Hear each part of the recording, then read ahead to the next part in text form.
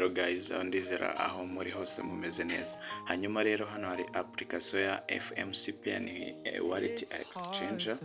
Iyo uyandikishijeho ugakora verification uhabwa amadolari 5 umaze gukora verification, so ukayabikuza ukabona kuri mobile money yawe. So kuri channel hariho na video igaragaza uburyo ki amafaranga yabikuza ukayagira kuri mobile money yawe. Hanyuma urakanda muri link iri muri description video.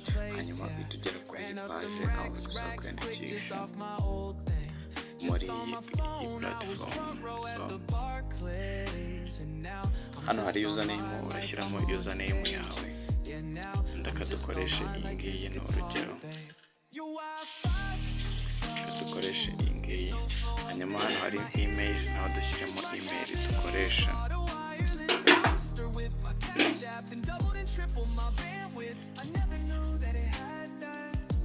Hanyuma hano hari password, naho dushyiramo password dushaka gukoresha. Hano password igomba kuba ari magambo 8.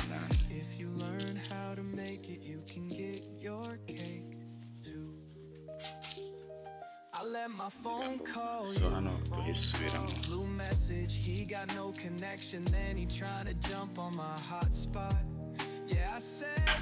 So Nusoza kwiyandikisha tukanda hano register.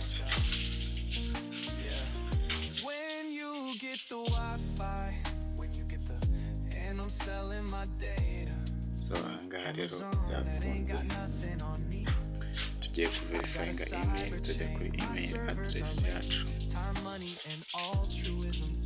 tujya kuri Gmail, hanyuma ushyiremo iyi code baguhaye. Ain't no going back, serve the whole place, yeah. Ran up them racks quick to solve. Turafungura Gmail, hanyuma dushyiremo iyi code.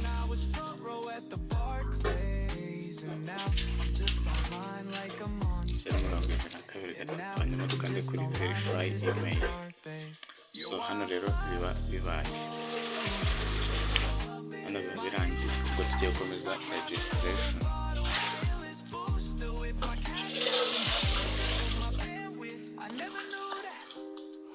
So urategereza, ikindi kintu ugiye guhita ukora, urajya kuri udownlodinge application yacu kugira ngo tubashe gukora login. Ushake application ya FMC Pay. FMC Pay.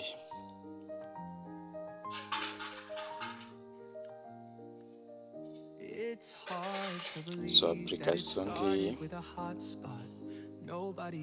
uko twege dusanzwe tuyikoresha tware downloadinze, ariko wora dukora install. Numa gukora install rero tuyifungura kuko twege dusanzwe tuyifite, tuyifungure hanyuma dukore login kugira ngo tubashe gukora verification baduhe ya madolari 5.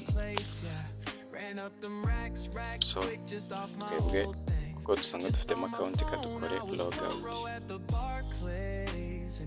So reka nkore logout kugira ngo bize kuba bikunda. So nitumara gukora verification, account yacu iraza kuza kuba imeze gutya, iri verified. So ntago baguha ari amafaranga utakoze verification. Turasubira inyuma, reka dukore logout tuvemo, dukore sign in. Buto tugiye gukora sign in, tugiye gushyiramo username twakoresheje.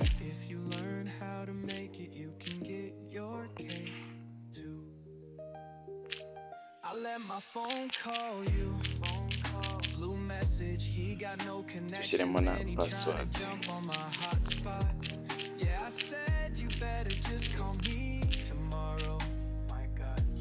Ushyiremo na password.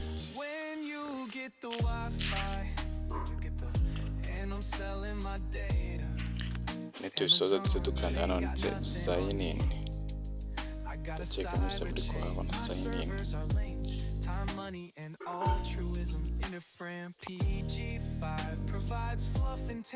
Dutegereze. Iyo tumaze gukanda kuri sign in bahita batworeza indi code nanone kuri email kugira ngo tuyishyiremo, dukore confirm, tujye kuzana code kuri email.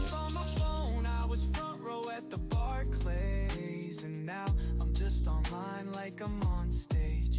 Yeah, now I'm just online like this guitar, babe.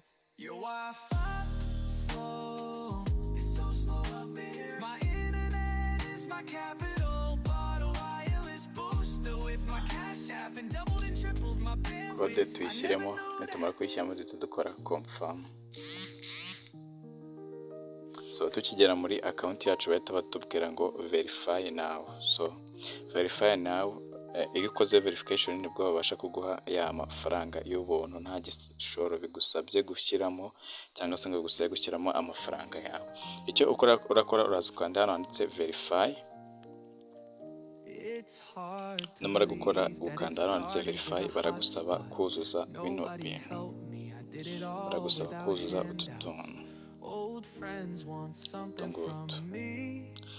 Akambere ni person information, government issued ID, face recognition. Cyambere no gushyiramo information, ugashyiramo ugafotora irangamuntu imbere n'inyuma neza, ukanashyiramo facial recognition, ukwifata selfie. So icyo urakora uraza ukanda hano handitse verify now.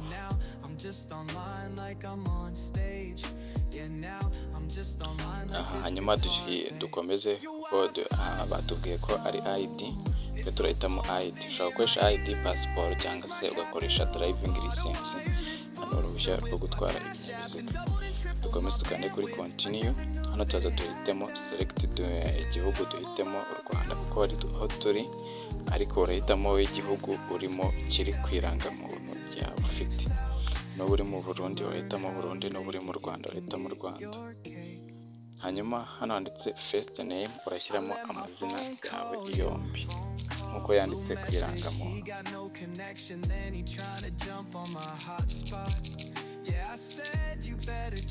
Ibyo ni ubisoza. Sorry, hano first name urashyiramo izina rya mbere, second name ushyiremo irya kabiri. Hano kuri birthday urashyiraho itariki y'amavuko iri ku irangamuntu, kuko ubu ari urugero ka twipoza nk'itariki runaka, tuvuge ko ari sorry, kaduhindura umwaka. Okay, kadufaturiye kade namba. None urashyiramo nimero y'irangamuntu yawe, nimero y'irangamuntu yawe, imibare yose nkuko yanditse ku irangamuntu. So kuri city urashyiramo akarere, wenda ushobora gushyiramo wenda Nyarugenge, akarere kari ku irangamuntu, ako wafatiye irangamuntu niho uri bushyiremo. District, so city ushobora gushyiramo Kigali, so reka dushyiramo Kigali. Hanyuma district dushyiremo Nyarugenge, ariko byose ushyiramo aho wafatiye irangamuntu. City ushobora gushyiraho aho wafatiye, ushobora gushyiramo Kigali cyangwa ugashyiramo intara. Hanyuma kuri district ugashyiramo akarere. So adresse ni umurenge, wenda ushobora gushyiramo Kinyinya, wenda ni urugero. Hanyuma expiration date ushobora gushyiramo 31 z'ukwa mbere 2050. Twe ko irangamuntu zacu zitagera zirangira wipoza umwaka ushaka. Hanyuma ugahita ukanda hano handitse confirm. Iyo tugeze hano rero tuba tugiye gufotora ID imbere n'inyuma, ID imbere n'inyuma. Hano ni ugufotora kuri front side. Front side ni imbere, hamwe haba hari imyirondoro. Hanyuma back side ugafotora hamwe inyuma. So urahakanda, hanyuma numara kuhakanda ushyiremo ifoto. Iyi foto uri bushyiremo cyangwa se ID ugiye gushyiramo, ugomba kuyifatira kuri background isa neza. Ushobora kuba irangamuntu wayirambitse hasi cyangwa warambitse ku ntebe cyangwa warambitse kuri paper y'umweru ariko bitari ikindi kintu. Hanyuma ukayifotora igakwiramo neza ku buryo inguni zayo zose zigomba kuba zigaragara. Inguni zayo zose zigomba kuba zigaragara, irangamuntu ikaba irimo neza kandi itambitse. Hano ukayifotora ku gice cy'inyuma ikaba irimo kandi itambitse. Ibyo ngibyo iyo ubisoje uraza ugakanda hano handitse confirm. Hano hasi handitse confirm, uraza ugakanda hano handitse confirm. So iyo umaze kuhakanda bahita baguha gushyiramo ifoto selfie yawe, nicyo kiba gisigaye ushyiramo selfie yawe. Iyo udafite telefone ifotora neza, ushobora guhereza undi muntu akagufotora akoresheje kamera y'inyuma, akagufotora ku buryo amatwi yose aba agaragara, hanyuma ugakora submission, ugategereza account yawe bakaza gusuzuma ko imyirondoro iri ku irangamuntu n'ifoto yawe ari byo byose ko bihura. So iyo basanze bihura, account yawe iba verified. Yamara kuba verified rero ugahita ubona ya mafaranga ukayabikuza. So muri iyi video urareba muri description y'iyi video, hanyuma urebamo link yo kwiyandikisha nawe ukore account. Iyo usoje gukora account rero ukanaba verified, ushobora kunyandikira kuri WhatsApp yanjye. WhatsApp yanjye ngiyi, ushobora kunyandikira kuri iyi WhatsApp, hanyuma ukama screenshot akwereka uko babikuza. Hanyuma umuntu ukoze wese account akaba verified, direct akimara kuma screenshot nkabona yabaye verified, mpita umwohereza 1k kuri momo direct. So aya mafaranga rero ya online ntaducike, nta gishoro bisaba, uretse kuba ufite telefone yawe ufite na internet, kandi wabona ko ntago bitinda, nta minota bisaba, ni ibintu byoroshye cyane. So iyo submitinze bakakora rejection, siba kuverifyinge, urongera ugasubiramo zino step zose zo gukora verification, zose uzisubiramo ubyuzuza neza. Ubwo uba wafatuye irangamuntu nabi cyangwa se selfie wayishyizemo nabi, so ugomba kubikora neza bikaba bigaragara neza kugira ngo account yawe itaza kuba rejected. So ndabashimiye, mukomeze kugira ibihe byiza. Niba utarakora subscribe kuri iyi channel, kora subscribe kugira ngo ujye ubona video z'ubwenge nk'izi ngizi zigufasha. Imana ikurinde.